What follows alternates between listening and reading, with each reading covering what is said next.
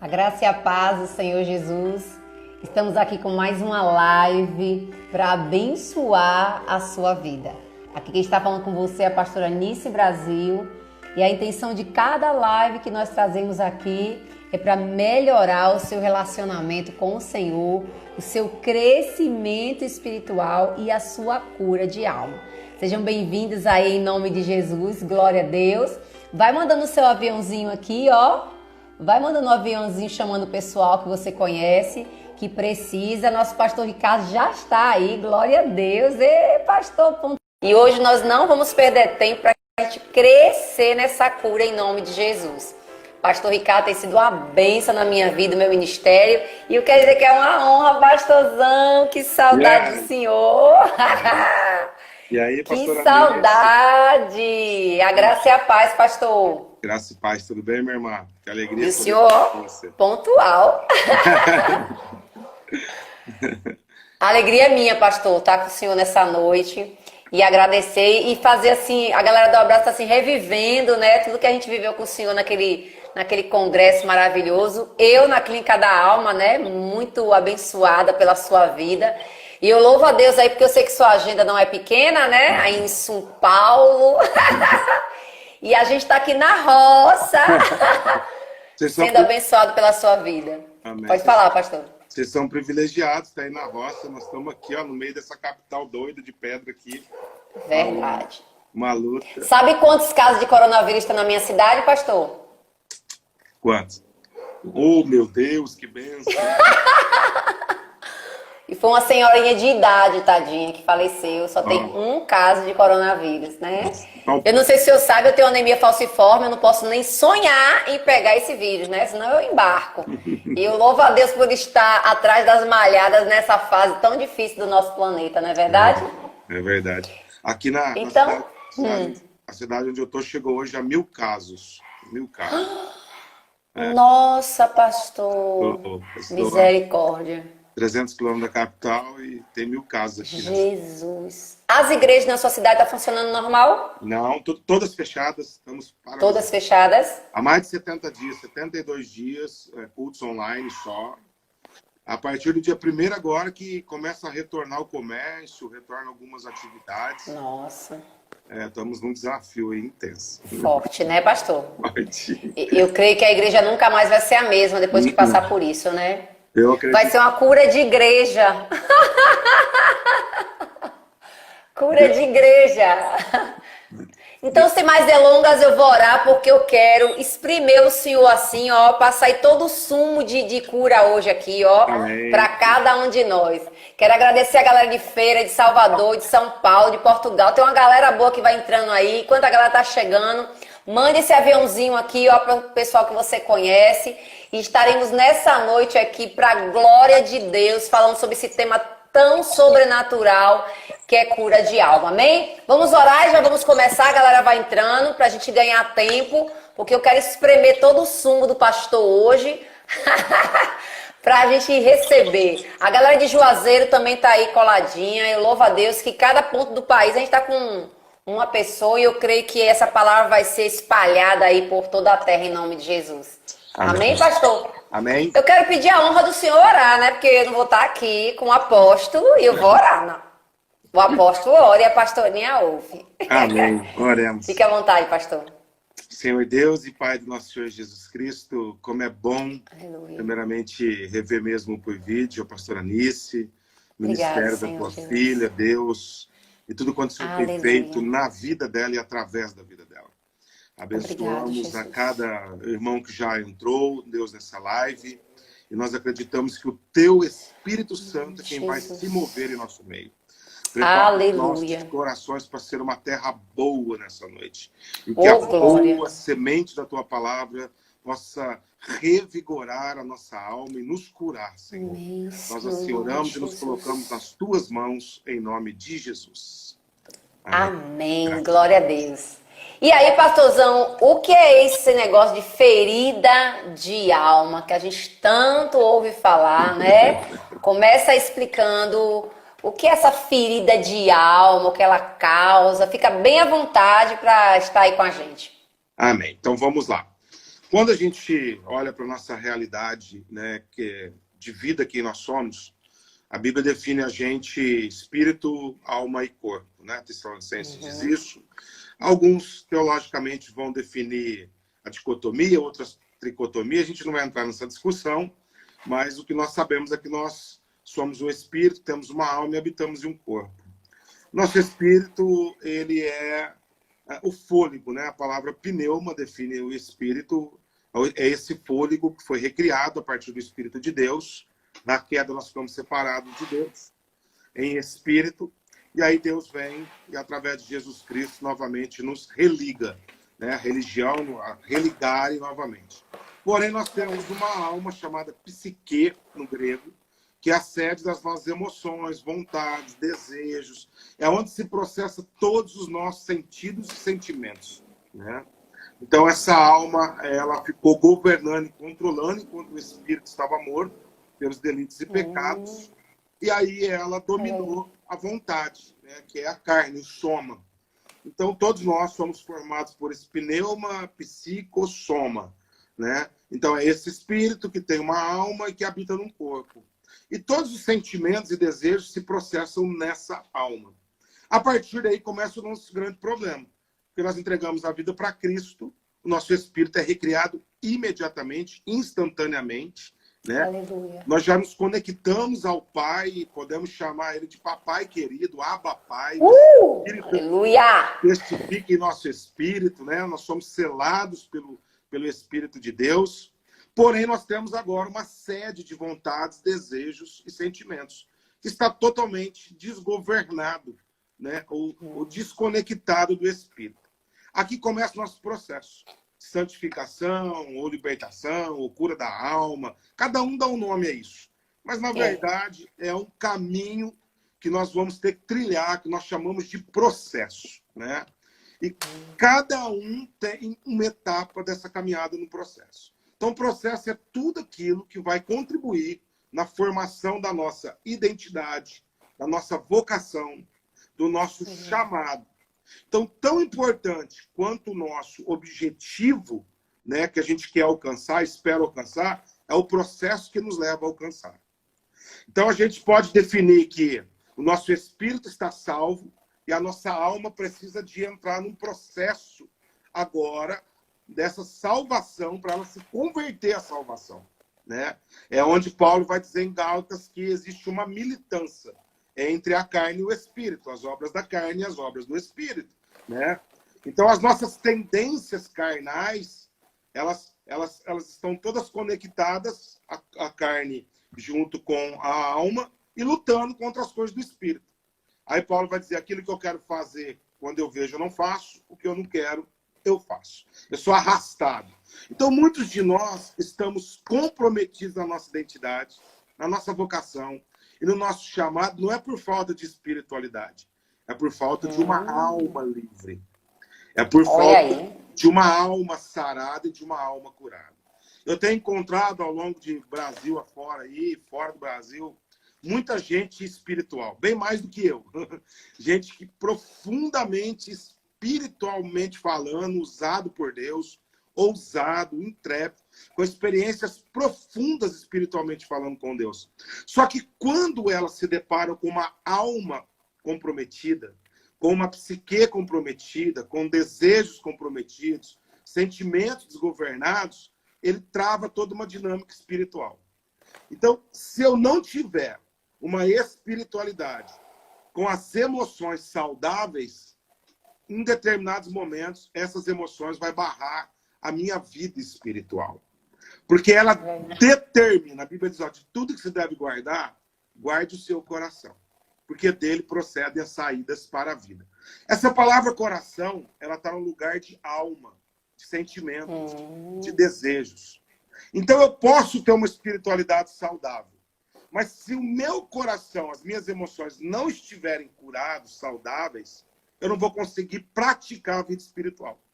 Você já viu alguém que tem todo um potencial, mas não rompe, não sai do lugar, vive num ciclo disfuncional, sempre no mesmo ponto, no mesmo lugar? A queda é iminente. Eu costumo dizer aqui, né, que Eu sei os meses que cada um vai para o meu gabinete, né? Porque tem gente que tem crise de janeiro, tem gente que tem crise de março, tem gente que tem as crises de abril, e assim sucessivamente.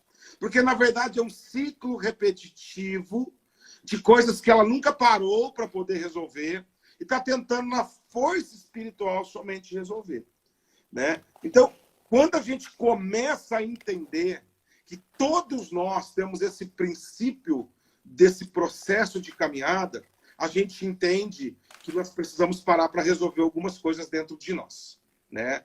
Que a gente, na salvação, através da obra do Vicário, da obra do Calvário, a gente resolveu o problema de iniquidade. A gente resolveu o problema de eternidade. Uma porta do céu se abriu para nós. Mas o caminho para nos levar até lá é um processo, né? Então, Jesus abriu essa porta, que é a salvação.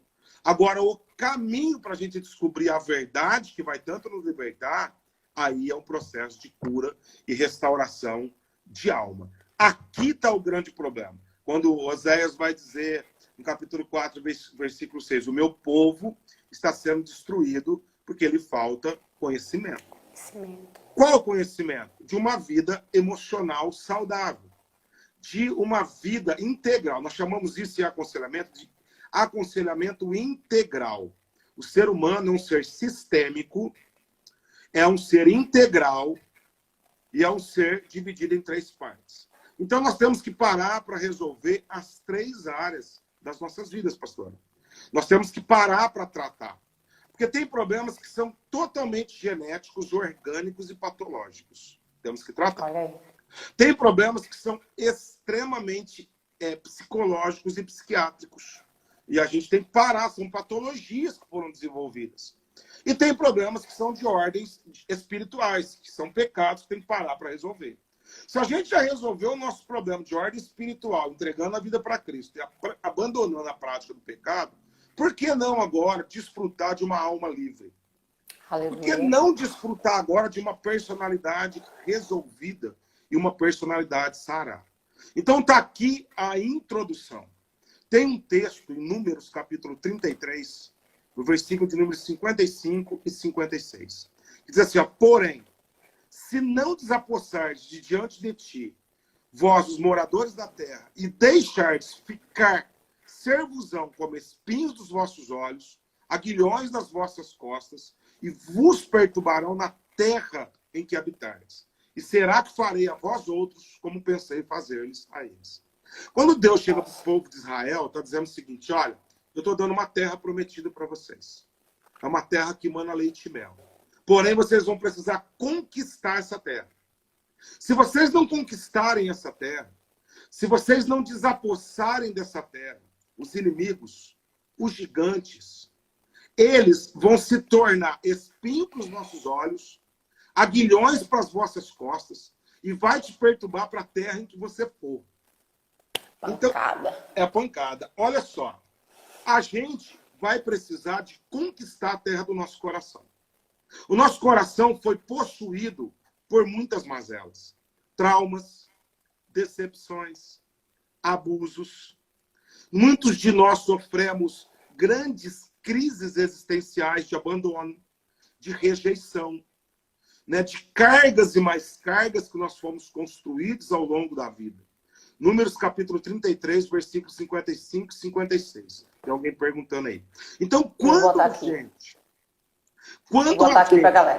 Quando a gente não para resolver, quando a gente não para acertar e não para desapossar esse sentimento do nosso coração, quando a gente não para consertar essas coisas, para resolver mesmo, a Bíblia diz que isso vai ficar como espinho para os vossos olhos e farpa para as nossas costas. E o pior, para onde você for, a terra que você habitar, isso vai te perturbar. É uma perturbação, pastora. Aí as pessoas começam a mudar de casamento, as pessoas começam a mudar de família, elas começam a mudar de igreja, elas começam a mudar de ministério, elas começam a encontrar culpados externos. Aí ela fala, eu vou mudar de igreja, porque pelo menos resolve. Ela chega lá, ela é o problema. Ela é encrenca do negócio. Porque aquilo está perturbando dentro dela. São inimigos que apossaram dos sentimentos e das emoções. São feridas que não estão cicatrizadas. São dores. E a psicologia diz que as dores emocionais são muito mais latentes que as dores físicas. São dores profundas, né? No entanto, que a automutilação nasce daí. É com uma dor física, eu tento abafar a dor emocional. E o ciclo que alimenta, o combustível que alimenta essa dor emocional é um ciclo de abandono, de rejeição, de traumas, de todas essas coisas que, se nós não pararmos em determinado momento para resolver, a gente vai ficar fugindo disso a vida toda, achando que o problema está nas pessoas, quando, na verdade, eles estão dentro de nós. São os problemas interiores nesse processo. Então, primeira verdade que eu quero ressaltar aqui. O importante não é seguir em frente. Seguir em frente é fácil. É seguir em frente com as coisas muito bem resolvidas. Uau. Tem gente que só segue em frente, está numa correria desenfreada. Aí Deus está vendo que nós vamos nos arrebentar, aí dá uma gravatada em nós e manda um Covid-19 para a gente parar. Eita, papai! Para a gente falar, stand-by, para, tem alguma coisa que está fora de ordem, está fora do lugar, e você tem que voltar para dentro de você. Você tem que voltar para dentro da sua casa. Você tem que voltar para dentro do seu casamento. Você tem que voltar para dentro dos relacionamentos que você já quebrou faz tempo. E tem gente, pastor, que está há anos correndo na vida. Está procurando lugares para resolver seus problemas internos e cada dia mais frustrado no ciclo repetitivo de frustração, né? Por quê? Ela chega num lugar e não resolve. Aí ela abandona aquele lugar. Olha, quantos casamentos as pessoas abandonaram culpando o outro? Quantos empregos que a pessoa não ficou culpando o chefe? Quantas faculdades as pessoas abandonam culpando o curso? Quantos ministérios e chamados a pessoa abandonou já da vida dela, que Deus deu a ela como privilégio, né? Culpando os pastores, os líderes, enfim, toda a estrutura. E aonde ela chega, a Bíblia diz aqui para nós, ó, que aquilo vai perturbar na terra que ela for habitar. Na terra que ela for habitar. Né? Então, a primeira verdade para você que nos ouve aqui, vai nos ouvir, é que agora é o momento de você parar para resolver as dores internas da sua alma. Né? A alma, ela tem uma memória, ela tem uma consciência, ela constrói as saídas da sua vida. De repente, está tudo muito travado, está tudo muito estagnado, e você está nesse ciclo de reprova, porque Deus quer que você desaposse do seu coração, né, aquilo que está atrapalhando há muito tempo. Eu tenho uma das aulas que você assistiu lá na Clínica da Alma, que é ferir é melhor do que matá-lo. Para o diabo, é melhor ele te ferir do que ele te matar. Porque se ele te matar, você já vai para o céu logo. Né? Agora, se ele te ferir, você vai ferir muita gente, porque todo ferido fere. Leva uma galera junto. Com a arma que você está sendo ferido, você vai ferir. Você vai sangrar em cima de pessoas que não te cortou. E aí a gente começa a reagir de acordo com a ferida da nossa alma. Então, quem foi abusado, abusa. Quem foi decepcionado, decepciona. Quem sofreu ataques de violência e de ira vai se tornar um violento e um irado. Né? Então, aí as pessoas começam a correr dos problemas, que é a segunda verdade aqui, né? E essa corrida é uma corrida que a gente nunca vai ganhar. Correr dos seus problemas é uma corrida que você nunca vai ganhar, né? Você vai ter que parar para enfrentá-los. E aqui é o grande problema, pastor Anísio, porque essa ferida, ela está latente, ela está cheia de pus, ela está dolorida, infeccionada, qualquer relada dói demais, anestesia não pega e vai ter que colocar um bisturi aí sem anestesia. Ai. E aqui é o grande problema, porque as pessoas não querem, porque dói muito. Porque ela vai ter que assumir quem ela é, ela vai ter que assumir as vergonhas dela, ela vai ter que assumir os traumas, as dores, ela vai ter que assumir as humilhações que ela sofreu, as injustiças que ela sofreu, o que fizeram com ela no processo. E se ela não parar para enfrentar debaixo da graça do Senhor, com o Espírito Santo, ela não pode ser curada. Querer ser curado faz parte do processo de cura. E é como uma ferida que eu vou ter que espremer, até eu fazer essa boa asepsia, cortar pedaços de carne que já estão necrosados, no nosso caso na alma, que já está ferida demais, para que depois, então, eu jogue um bálsamo de Gileade, para que depois, então, a gente recomece a história, né? E aqui é o grande desafio. É quebrar esses grilhões. Aqui entra a cura da alma. Só que antes da cura, vem a asepsia. Vem o confronto. Antes da cura, né, vem esse desafio de eu parar de correr e lidar com a situação. Porque quanto mais eu corro, mais esse problema se avoluma. Mas ele se agiganta diante de mim. Mas a crise fica latente, né? Lembra lá, Golias, 40 dias, de manhã e de noite, insultando o povo de Deus. Ninguém enfrentava aquele homem. O negócio vai virando um gigante. E aqui, as feridas da alma, elas começam de uma ferida, elas se tornam um trauma. Trauma, ela vai para um complexo. De um complexo, ela vai para uma fortaleza. E nessa fortaleza, eu crio uma estrutura para que ninguém entre mais. Aí eu prejudico todas as minhas questões relacionais. Meu relacionamento com Deus, meu relacionamento com os meus familiares, o meu relacionamento com o próximo e principalmente com o meu chamado, a minha vocação. Né? Então aqui se constrói as pessoas feridas de alma. Né? Porque a ferida, uma vez que você tem a ferida, se você não para resolver e novamente você toma um golpe naquele mesmo lugar, vai traumatizar. Um golpe no lugar do trauma vai complexar. Um golpe no lugar do complexo vai construir uma fortaleza, porque eu tenho que ter um mecanismo de defesa. Aí o mecanismo de defesa é o grande desafio. Né? Porque muitos, você acaba quebrando as barreiras da vida dela, os grilhões, as cadeias, você processa essa verdade na vida dela, só que ela está tão aprisionada que ela não sabe sair daquele lugar. Ela não sabe mais voar. Ela não sabe mais fluir. Né? Até porque, em muitos casos, a cela se torna absolutamente confortável, aquele estado que ela fica. Né? Você já viu gente que tem dor há muito tempo, aí você vai falar com ela, ela reclama. Aí você fala, vai procurar um tratamento. Ela fala, não, tá ruim, mas tá bom. Não, tá ruim, mas tá bom, né?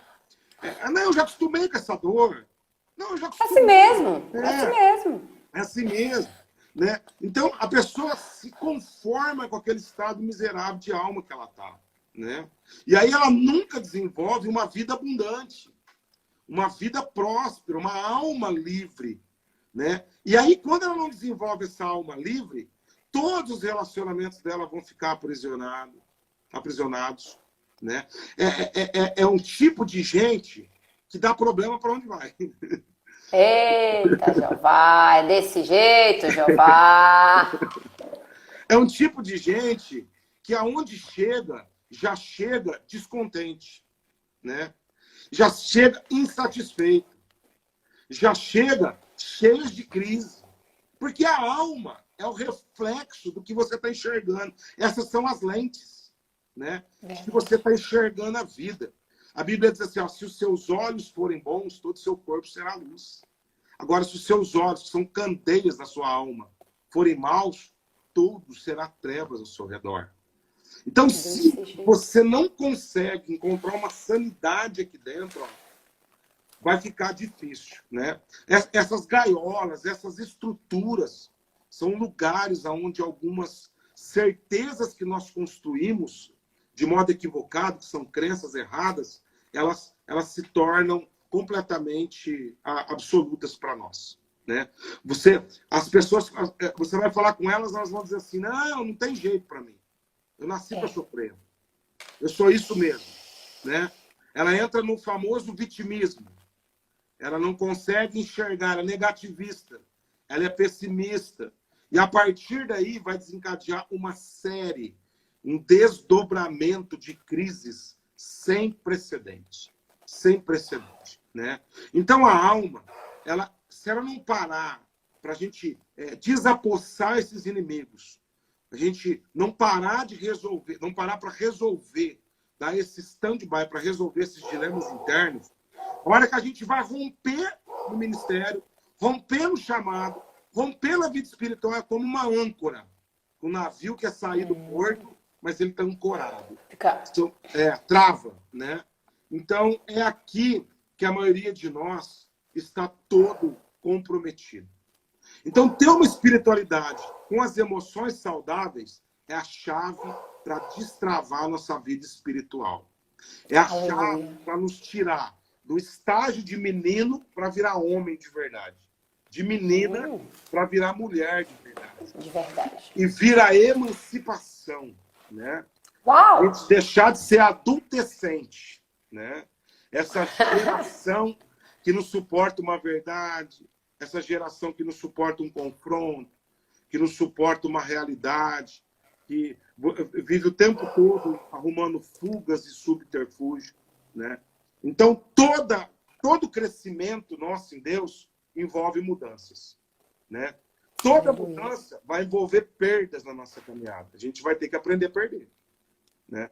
Então, injustiças que sofremos, a gente vai ter que aprender a perder. Vai ter que aprender a perdoar. Uau. Perdão é uma perda grande, irreparável que você teve, que quem te injustiçou não tem como te pagar. Ou você perde e abre mão, ou você vai ficar refém disso a vida toda, nessa gaiola emocional. Porque é uma perda, assume a perda. Então, todo crescimento envolve mudança. Toda mudança envolve perda. Toda perda envolve dores. Não tem quem perde sem dor. A gente não foi construído para perder. É a queda que nos fez cheios de dores. Então, quando a gente não aprende a lidar com essas dores, quando a gente não aprende a confrontar essas dores, enfrentar essas dores, lidar com a autorresponsabilidade, com o enfrentamento, nós vamos ter o nosso crescimento atrofiado. Porque a maneira como eu administro a minha dor, como eu reajo e interajo com ela, vai determinar o meu crescimento ou o meu atrofiamento espiritual, né? Então, a gente começa a entender aqui a importância de uma alma livre, de uma alma curada, né? Terceira João, no versículo 1, né? Ele vai falar para o seu discípulo sobre ter uma alma próspera, assim como vai bem a tua saúde, né? Assim como vai bem a tua alma próspera, assim eu considero que vai bem a tua saúde. Quando João está dizendo isso, alma próspera, essa palavra próspera é você ter caminhos livres. Aleluia. Viagem rápida e bem sucedida, né? Então, enquanto a gente não tiver caminhos de saída livre da nossa alma, não tivermos as nossas questões resolvidas aqui dentro, ó, você pode tomar decisão geográfica de mudar quantas vezes você quiser. Romper relacionamentos que você quiser. Você não vai se conectar com o teu destino. Você não vai se conectar com o teu futuro. Você vai ficar andando aí, ó, errante para a sua vida. E as suas escolhas vão ficar comprometidas.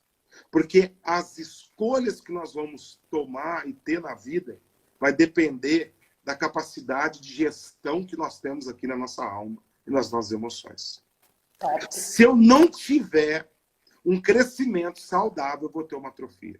Então, maturidade cristã, pastora, não é fazer mais para Deus. Porque tem gente que só está no ativismo fazendo mais para Deus. Como uma fuga para provar para alguém ser aceito. Não.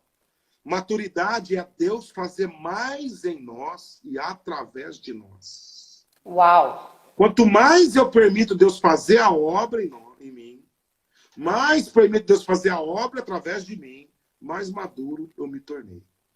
Maturidade também é para curados, porque é uma submissão ao tempo, a sujeição, a obediência aos processos de Deus em nossas vidas. Aleluia. É quando eu discerno o tempo e o modo do agir de Deus. Salomão diz em Eclesiastes 8:5 que o sábio, ele discerne o tempo e o modo do agir de Deus. Amo esse texto. É o tempo e o modo. Se a gente não discernir o tempo que a gente está agora, o modo que Deus está trabalhando na nossa vida, a gente não vai suportar. E olha só, pastora Anissa, quanto mais maduros a gente é, menos ofendidos nós ficamos. Quanto mais satisfeitos nós somos, menos comparações nós fazemos. Aleluia. Quanto mais amado nós somos por Deus e conhecemos desse amor, menos afirmações nós precisamos dos outros. A gente se torna uma pessoa resolvida. Caso contrário, eu vou assumir uma posição de vítima. E quando eu assumo uma posição de vítima, sabe quem que é meu principal opressor? Eu mesmo. Eu mesmo. Eu estou o tempo todo me autocondenando, me autoflagelando, me automutilando emocionalmente. Eu estou o tempo todo nessa autocondenação, nessa autocomiseração. Né? Nós chamamos isso lá na Clínica da Alma de lambeção de feridas, né? A gente fica naquela lambeção de ferida do cão.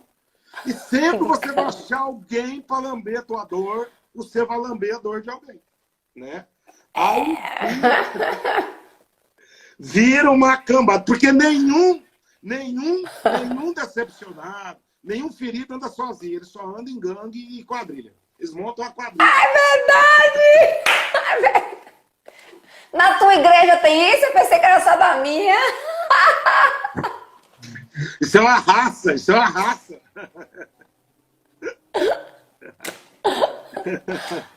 Isso é uma raça. Então, existem várias formas da gente chegar a essa cura, a essa maturidade. Uma delas é suportar as adversidades. Opa. É enfrentar as nossas injustiças sofridas. Né? Eu gosto de um texto de Isaías 53, que a Bíblia diz que Jesus foi um homem de dor, homens de dor. De dor. Ele foi esse homem, né? Ele padeceu pelo que sofreu, homens de dores, né? A Bíblia diz que Jesus foi o mais rejeitado entre os homens, homem de dor. As pessoas chegam para mim nos gabinetes de aconselhamento e falam: eu sou o mais rejeitado da minha casa. Eu falo: não é não. Jesus foi mais rejeitado, a Bíblia que diz. Verdade. Então Jesus foi rejeitado e ele suportou a rejeição. Então tem saída para nós. Não dá para a gente passar a vida toda. Isso pode ter acontecido com a gente. Isso é dolorido mesmo. Isso é custoso, que nem diz a minerada por aqui. Isso é desafiador para poder administrar. Né? Mas quando você entende quem você é, entende quem Deus é na sua vida, quando você entende a tua vocação, o teu destino em Deus, que você tem uma alma livre, não tem rejeição que vai te parar, não, em nome de Jesus. Glória a Deus. Não tem injustiça que fizeram com você. Até porque, eu posso dizer para vocês, não tenho tempo, uma outra oportunidade, eu só estou aqui hoje porque eu tive que submeter a perder, a passar por injustiças, por decepções, por frustrações, né?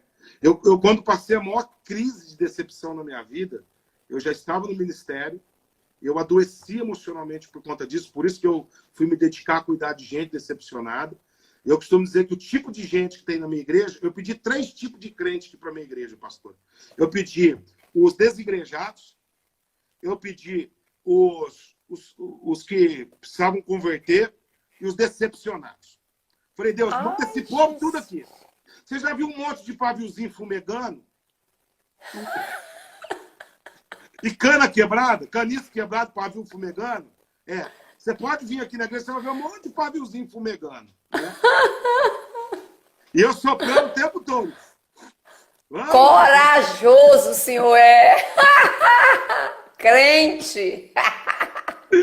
Sabe por quê? Porque eu fui esse tipo que precisei de um encontro real comigo mesmo para resolver os dilemas do meu coração. Eu descobri que Deus me feriu através de alguém me decepcionando. Deus fez a ferida na minha vida. A Bíblia diz Uau. que ele faz a ferida e ele cura Ele a mesmo ferida. liga. Aleluia. Então, quando eu me deparei com essa principal dor da minha alma, da minha existência, foi que eu pude me conhecer, a minha fragilidade, a minha humanidade, as minhas limitações. Porque eu já estava achando que eu era um super-herói da fé, pastor. Eu já estava achando que estava tudo resolvido. E eu estava seguindo a minha vida, mas com um monte de coisa para resolver. Então, o que Deus fez? Para, brother. Você vai parar onde com isso? Você quer um trampolim? Não tem coisa automática na vida cristã. Né? Eu gosto de um texto, acho que está em Lucas 22, se eu não me engano, acho que é 31, 21, preciso de confirmar, acho que é 31, quando Jesus fala assim para Pedro, ó, Pedro, Satanás me pediu para peneirar você. Sim. Para cirandar você. E olha, eu vou interceder para que você não desfaleça na sua fé. E depois que você converter, vai ajudar os seus irmãos.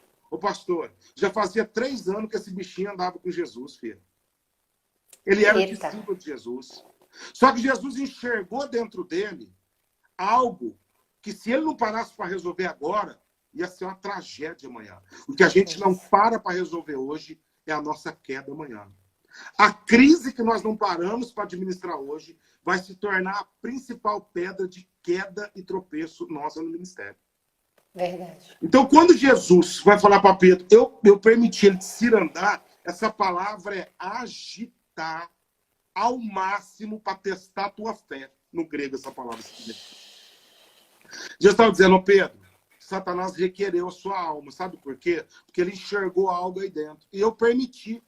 Você vai ser chacoalhado, cara.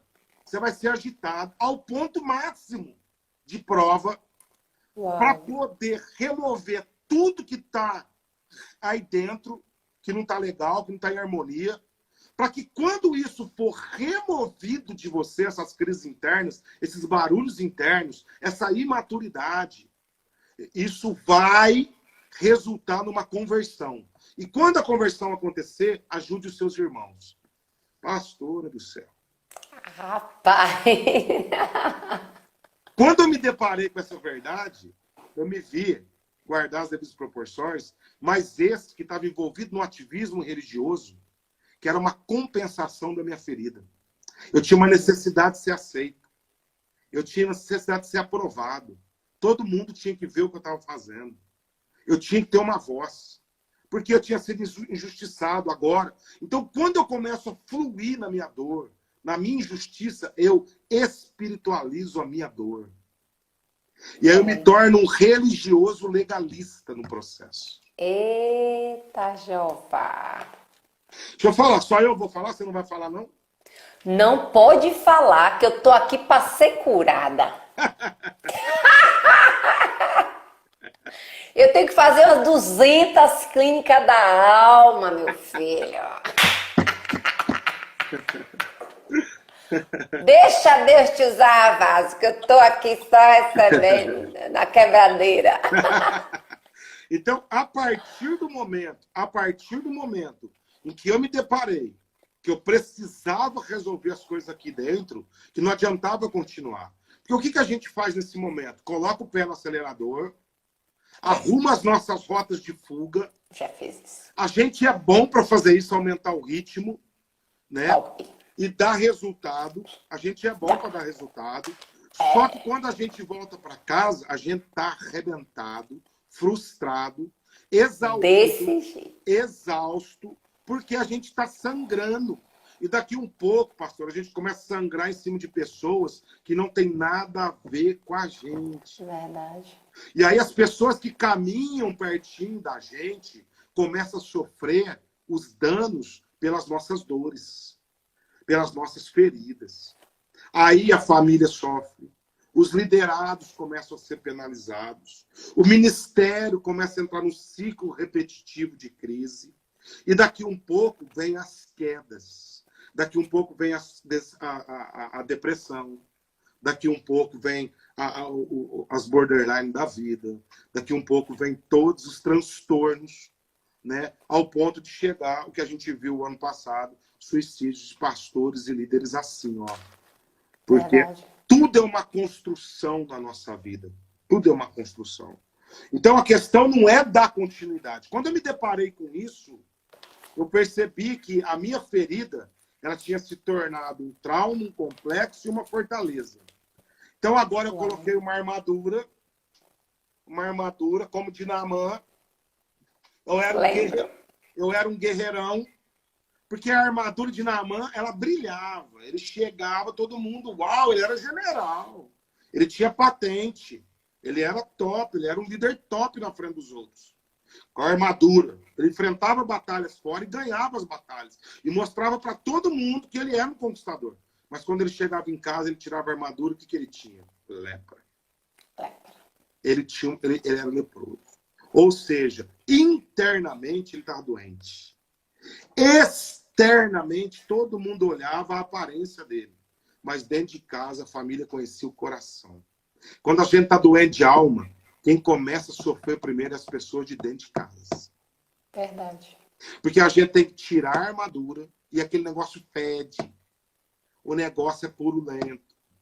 O negócio é complicado. E aí, você sabe o caminho dessa cura. É humilhação, é arrependimento, é confronto, é mergulho, é descer, é abaixar. E aqui começa o nosso processo. Tem muita gente que está no campo de batalha com uma armadura, e essa armadura grudou na pele, nessas feridas, e a pessoa nem arranca mais essa armadura. Essa armadura virou a estrutura dela. Virou a estrutura dela. Né? Mas está morrendo por dentro. Quantos ministérios, pastor, a nível de Brasil, que a senhora sabe que a gente tem um acesso aí, através desses projetos que a gente anda, quantos ministérios que aparentemente é uau! Uma performática, uma plataforma, e quando você vai olhar os bastidores e olhar a alma, tá todo mundo fedendo, todo mundo doente, cheio de crise, perdendo casamento, perdendo família, perdendo os filhos, perdendo tudo que tem direito. Aí começam os escândalos, porque a personalidade está comprometida. Então, essas distorções, essas feridas, quando a gente não para resolver, a nossa personalidade começa a ser comprometida. Mais cedo ou mais tarde, elas vão sendo espiritualizadas. Depois, compensadas. E tem que ter uma compensação. Depois de compensada, a gente vai propagar ela nos ministérios que Deus vai nos confiando. Na prática, né, são as sequelas morais que a gente vai vendo na vida das pessoas. Aí começam as crises imorais, os escândalos, os adultérios, os problemas com grana. Olha aí. Né? Por quê? Porque, na verdade, eram feridas que nunca parou para resolver, que a pessoa espiritualizou, colocou uma armadura, e assim, o diabo, ele é estrategista, ele espera o momento certo para vir cobrar essas coisas. A fatura chega. A fatura chega. Né? Então, hoje, o maior problema nosso não é o crescimento da nossa igreja. O maior problema nosso é gente madura, curada e sarada. Verdade. O maior problema dessa geração não é competência. O maior problema dessa geração é capacidade emocional de relacionamentos saudáveis. Uau. As pessoas são inteligentes hoje, elas estudam mais, elas se aprimoram mais, tem muito mais informações. As pessoas estão se pós-graduando o tempo todo. Elas têm MBA para todo lado. Hoje tem didática para todo lado. O nível de intelectualidade, o nível de cognição hoje é altíssimo. Porque nós estamos num mundo globalizado. Agora, as pessoas, elas não têm maturidade. Elas não têm uma vida emocional saudável. Elas não são equilibradas. Então, o mundo não está carecendo de gente inteligente. O mundo está carecendo de gente profunda em Deus. Curada em Deus. Gente bem resolvida. Sabe por quê? Porque daqui vai emergir a família, daqui vai emergir a igreja, e daqui vai emergir uma sociedade curada. O reflexo que a gente vê hoje na sociedade nada mais é do que a crise que nasceu dentro de um coração ferido. Desse coração ferido, construiu uma família disfuncional. Dessa família disfuncional, uma igreja. Porque a igreja não começa do templo para casa. A igreja é resultado do que está acontecendo na minha casa. A igreja só é reflexo da minha casa. Verdade. O povo estava reclamando da igreja, Deus falou, agora eu vou parar a igreja, vou pôr vocês dentro de casa. Pra vocês verem como que é pior. Desse jeito. Porque tudo começa dentro de casa, né? Então, a partir daqui, se eu não parar para resolver as dores da minha alma, se eu não parar para resolver as feridas da minha personalidade, ela vai ficar distorcida e a minha formação vocacional, ela vai ser comprometida pela minha transformação moral. Uau.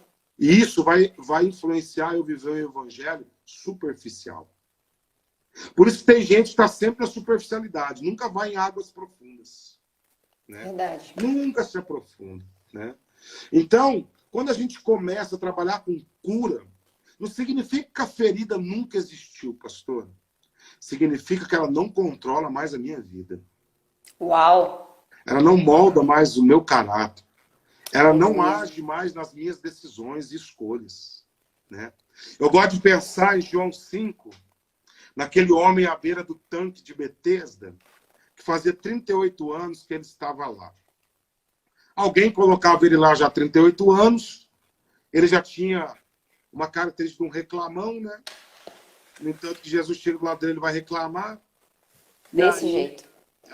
Agitado as águas, quem pulasse primeiro, tinha uma lenda lá que um anjo chegasse, ia ser curado. Aquele cara lá, tetraplégico, ele nunca ia ter vez. Jesus chega do lado dele e fala, ei, você quer ser curado? Ele foi fazer o quê? Foi reclamar, né? Porque todo ferido, primeiro reclama. Primeiro dá uma lambidinha na ferida. Mostra a ferida, mostra a dor. Primeiro quer mostrar o que me marcou, o que me aconteceu. Você não sabe o que aconteceu comigo. Que eu já vivi. O que ela mais quer é outra lambida, né? Ela me lambe, minha ferida, minha dor, alimenta aqui, retroalimenta eu para continuar nesse vitimismo todo e tal, né? E aí Jesus vai no ponto do negócio, né? Eu não estou te perguntando isso, amigo. Estou te perguntando se você quer sair dessa situação. Se você está conformado com isso.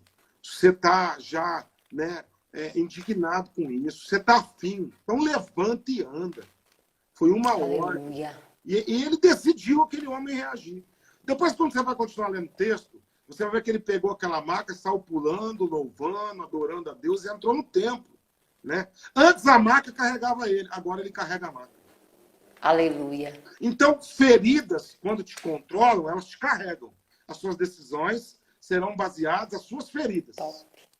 Você vai ser moldado, você vai ser manipulado segundo as suas feridas. Agora, quando você é bem resolvido, as feridas existiram ou ainda existem, mas elas não controlam as suas decisões. Aleluia. Elas não controlam mais a sua vida. As suas escolhas não são baseadas nas suas dores. Não são baseadas mais no que te fizeram, mas naquilo que você vai fazer com o que fizeram com você. Isso aqui é a grande resposta. É o tipo de resposta que eu estou dando. Eu não estou negligenciando uma dor. Eu não estou negligenciando as injustiças que eu sofri. Eu não estou negligenciando o problema que me acarretaram na vida. Quando me abandonaram, me injustiçaram, me traíram, me decepcionaram, quando me abusaram. Não, tudo isso eu passei. Foi dores profundas, são dores profundas. Eu estou dizendo que isso não pode controlar mais sua vida. E você tem direito de uma vida livre, de uma vida sarada, de uma vida curada. Caso contrário, a tua vocação, o teu chamado, a tua vida espiritual, ela vai ficar aprisionada e dirigida somente pelas dores. Né? Então, as feridas, elas têm sintomas. E aí elas começam a explodir para todo lado, de forma sintomática. Escreveu, ó, ira. Ira é um sintoma, não é uma ferida. É um sintoma. É um sintoma. Alguém irado é alguém que foi injustiçado e aí ele subiu no pedestal da justiça própria e se ele não parar para resolver essa crise, a ira vai tomar conta do coração dele. Né? A amargura não é ferida. A amargura é sintomas. Uma pessoa amargurada que já enraizou, que já está contaminando todo mundo, ela está demonstrando os sintomas de uma ferida que foi feita por decepções que ela passou na vida. Então ela não acredita mais em Deus, ela não acredita mais nas pessoas. Tem tanta gente decepcionada com Deus, pastora Anice. Muito. Né? A senhora sabe, eu tenho 3 livros escritos, né? O primeiro é esse tema, decepção, a ferida que paralisa. Ótimo, por sinal. É um poder paralisante que Satanás Verdade. usa na vida da pessoa.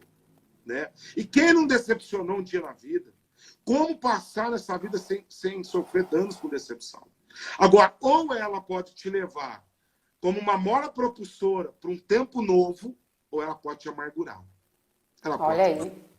Então, a amargura é sintomas, né? Soberba é um sintoma. Quando você vê uma pessoa soberba, é um sintoma de uma ferida de alma.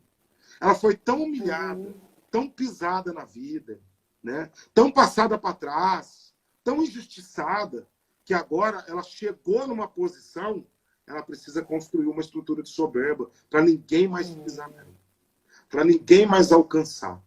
Ela compensou uma ferida, é uma ferida compensada. Né? Então, a insegurança, né, ou a inferioridade é um sintoma. Todo sintoma de inferioridade está nos revelando, na verdade, uma crise profunda de uma autoimagem distorcida, de uma identidade em Deus comprometida. E aí a pessoa é muito insegura, ela é muito inferior. Né? Então, tudo isso denuncia que há áreas doentes infeccionadas na alma. Vai ter que parar para tratar essa alma. Vai ter que revirar essa alma. Vai ter que trazer luz nessas áreas que estão em trevas. Então, a maioria das nossas feridas estão disfarçadas e escondidas nos nossos comportamentos. Né? Então, como você descobre uma ferida de alma? Pelos comportamentos. Quando você observa um comportamento, atrás daquele comportamento, ou da indiferença a qualquer coisa, é um sinal que aquela alma está ferida. Né? Porque ou eu me comporto reagindo, ou eu me comporto na passividade, na indiferença. Porque eu faço assim, ó, já sofri tanto, que eu não quero nem mais lidar com isso aí. Eu já aceitei essa dor. Né? É quando eu já aceitei. Porque ela fala, já que mexer dói, então eu rejeito mexer nisso. Eu vou caminhar. Eu vou me escondendo. Eu vou escondendo as minhas dores, as minhas crises. Só que isso vai potencializando, pastor. E chega um determinado momento, vai explodir. Tudo que eu não paro para resolver hoje vai ser a minha queda amanhã. Isso vai me alcançar um dia. Ou pode me alcançar no casamento, é onde vem os divórcios, as confusões, os transtornos. Pode desencadear problemas psicoemocionais, psicossomáticos, né? Com doenças. Vai somatizando tudo. E aí a gente vê hoje que essas desconexões geracionais, rupturas de família, é daqui que emergem os problemas psicológicos e psiquiátricos. Olha aí. Todas as pessoas que você vai trabalhar com elas, com transtornos emocionais e psicoemocionais, você vai encontrar na história de vida delas uma ruptura em um determinado momento. Ela rompeu o relacionamento com alguém, ou com os pais, ou lá com a família, os irmãos, ou o casamento. Em algum momento tem um elo quebrado aí. Essa ruptura vai desencadear em grandes crises aí na frente. Né? Então, mais ou menos, é aqui que as feridas vão se propagando e vai infeccionando e a pessoa vai necrosando na sua alma. E a sua espiritualidade trava. Né? Aí nós temos vários tipos de feridas que vão paralisando, decepção é uma delas, né? Mas para mim a mais grave de todas, eu estou até escrevendo sobre isso, é as feridas de desconexão geracional familiar, as que nascem dentro de casa. Né? As famílias. Os danos sofridos dentro de casa. Uma família doente constrói filhos emocionalmente imaturos, desequilibrados e moralmente comprometidos. Né? Então, os filhos são subprodutos. Os filhos que são emocionalmente imaturos e moralmente comprometidos, eles são construídos numa família emocionalmente doente. Né? Então, se a gente quer uma cura para a sociedade, tem que começar na gente. Né? Eita, papai. Então, é aqui que esses traumas e essas crises vão levar a carências profundas, a danos profundos, a crises profundas. E agora, fala um pouquinho, pastora, porque pelo amor de Deus. Agora o senhor vai orar, porque ele só tem 4 minutinhos. Mas e agora já? tem que ser a oração da cura. Pastor, que maná, viu? Que maná. Tu vai abrir tua agenda aí para depois tu falar desse tema aí do teu livro aí com a gente, né? Para deixar a gente já com um gostinho de quero mais. Nós vamos sim, nós vamos sim.